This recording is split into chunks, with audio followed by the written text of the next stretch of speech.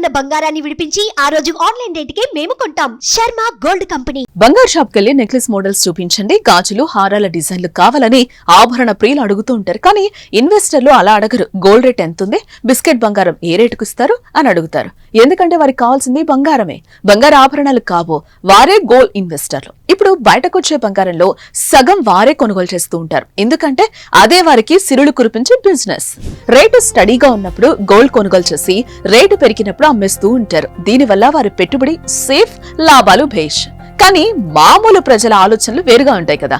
మనం కొనేటప్పుడు కొండకి కూర్చుంటుంది, ఇలాంటప్పుడు ఘోరంగా తగ్గిపోయింది బంగారం రేట్ అని సాధారణంగా అనుకుంటాం. కానీ పెళ్లిళ్ల సీజన్ లో గోల్డ్ రేటు పెరగడం మార్కెట్ స్ట్రాటజీ. అయితే ట్రంప్ ఎఫెక్ట్ బంగారంపై గట్టిగానే పడిందని చెప్పుకోవచ్చు.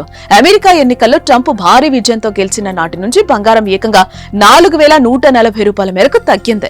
గత 2 రోజుల్లోనే గోల్డ్ రేట్ 2000 వరకు తగ్గడం విశేషం. ఈ ధరల తగ్గుముఖం మరికొన్ని రోజులు కొనసాగే అవకాశం ఉందని బిజినెస్ ఎక్స్పర్ట్స్ కూడా అంటున్నారు. ఒకానొక దశలో బంగారం ధర 60,000 చేరినా ఆశ్చర్యపోనక్కర్లేదని టాక్. అయితే రేటు తగ్గిందని బంగారు షాపులకు జనాలు క్యూ కట్టడం లేదు. ఎందుకంటే రేటు పడిపోవడం మొదలయ్యాక అది ఎంతవరకు తగ్గుతుందోనని, అంటే ఇంకా తగ్గుతుందని ఆశగా ఎదురు చూస్తూ ఉంటారు. అందువల్ల తగ్గేటప్పుడు తొందరగా కొనరు, కానీ రేటు పెరిగేటప్పుడు మాత్రం కొంటారు.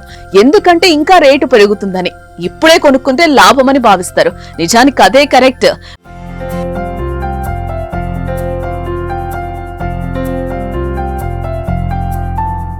బంగారాన్ని ఎక్కువ బిజినెస్ యాంగిల్ ఆలోచిస్తూనే కొనుగోలు చేస్తూ ఉంటారు. ఎందుకంటే బంగారు ఆభరణాల కొనుగోలు సేఫ్టీ ఇన్వెస్ట్మెంట్. చాలా మంది అంటే బ్లాక్ మనీ ఉన్నోళ్ళు సాధారణంగా గోల్డ్ ఆర్నమెంట్స్ రూపంలో కాకుండా ముడి సరుకు కొనుగోలు చేస్తూ ఉంటారు. అంటే బిస్కెట్ గోల్డ్ కొంటూ ఉంటారు. ఎందుకంటే అది మళ్లీ అమ్మకాలు జరిపినప్పుడు రేటులో మార్జిన్ ఉండదు. అదే వస్తువుగా చేసుకుంటే వస్తువు చేసేటప్పుడు తరుగు, మేకింగ్ ఛార్జీలు ఉంటాయి. మళ్లీ అమ్మేటప్పుడు తరుగు తీసేస్తారు. ఇలా 2 రకాలుగా నష్టం జరుగుతూ ఉంటుంది. అదే రా మెటీరియల్ గా ఉంటే ఎటువంటి నష్టం లేకుండా ఈజీగా అమ్మేయొచ్చు. కొనుగోలు చేసిన బిస్కెట్లను సేఫ్టీ కోసం లాకర్లలోనూ పెడుతూ ఉంటారు. బంగారం రేటు తగ్గేటప్పుడు డబ్బు అవసరమైన వాళ్ళు వెంటనే అమ్మేయడానికి చూస్తారు. ఎందుకంటే బాగా తగ్గిపోతే వారు పెట్టుబడికి లాభం ఉండదనే ఉద్దేశంతో అలా చేస్తారు.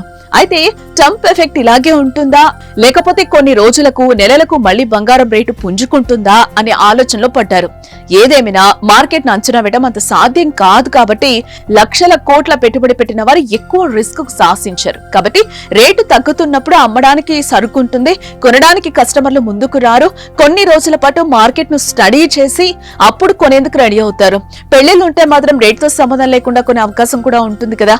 మొత్తానికి తాజాగా కొనసాగుతున్న బంగారు రేట్లు తగ్గుదల సామాన్యులకు సంతోషంగా ఉన్నప్పటికీ ఇన్వెస్టర్లకు మాత్రం ముచ్చముడలు పట్టిస్తుందనడంలో మాత్రం ఎటువంటి సందేహం అయితే లేదు. ఇక మంగళవారంతో పోలిస్తే బుధవారం నమోదైన గోల్డ్ రేట్స్ లో హెచ్చుతగ్గులైతే కనిపిస్తున్నాయి. గ్లోబల్ మార్కెట్ నుంచి నెగిటివ్ సంకేతాలు, అంతర్జాతీయంగా బంగారం నిల్వలు, ద్రవ్యోల్బణం వంటి అంశాలు గోల్డ్ ధరలను ప్రభావితం చేస్తున్నాయి.